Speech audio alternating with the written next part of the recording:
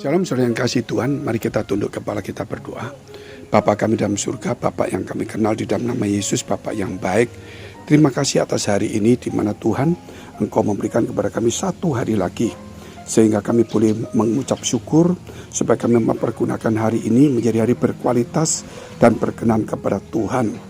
Biar hari-hari kami Tuhan, kami akan lakukan dengan bijaksana, supaya seluruh hari-hari kami boleh persembahkan kepada Tuhan. Di dalam kehidupan kami juga sebagai persembahan yang hidup, kudus, dan berkenan kepada Tuhan. Tolonglah Tuhan dalam segala persoalan, masalah, tantangan yang kami hadapi hari demi hari. Berikan hikmat, tuntunlah kami supaya semuanya boleh diselesaikan dan kami boleh menjadi berkat bagi banyak orang. Demikian kepada kesehatan kami, keluarga kami, saudara kami, orang tua kami, anak kami, semuanya Tuhan tolong. Terutama juga jemaat di mana kami menggembalakan. Di dalam nama Tuhan Yesus, haleluya, amin.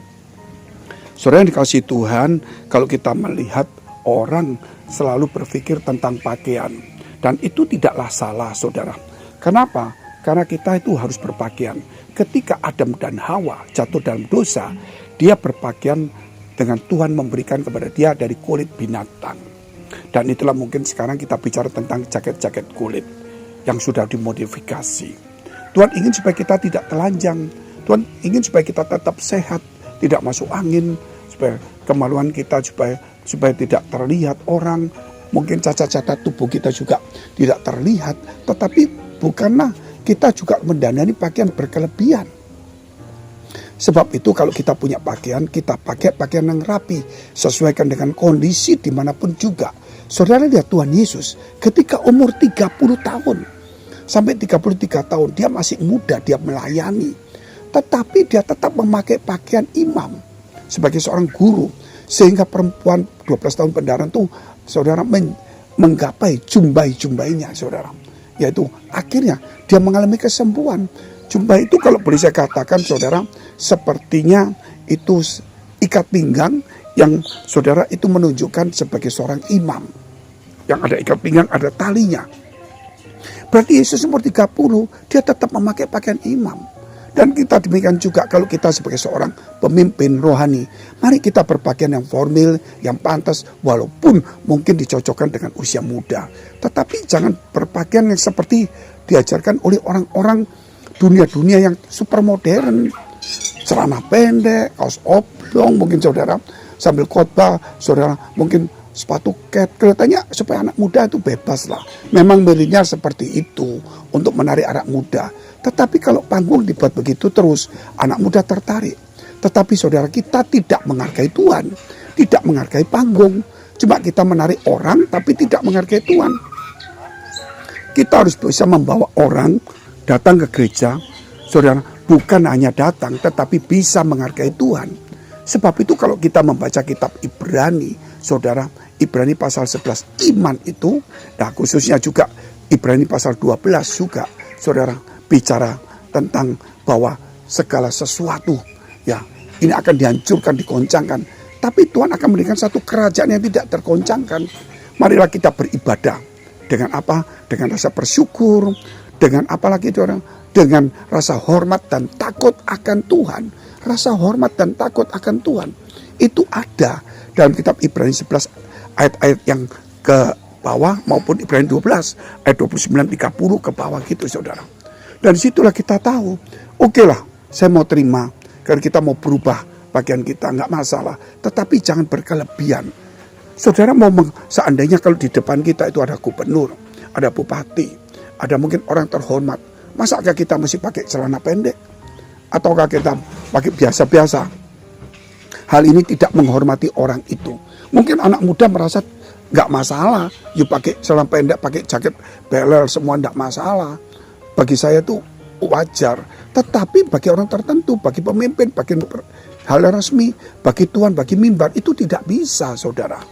Nah, itu harus kita sesuaikan. Modis boleh, tetapi marilah kita sesuaikan dengan yang baik. Tunjukkan pribadi imammu, tunjukkan pakaianmu, walaupun model anak muda, tetapi sebagai seorang rohaniawan.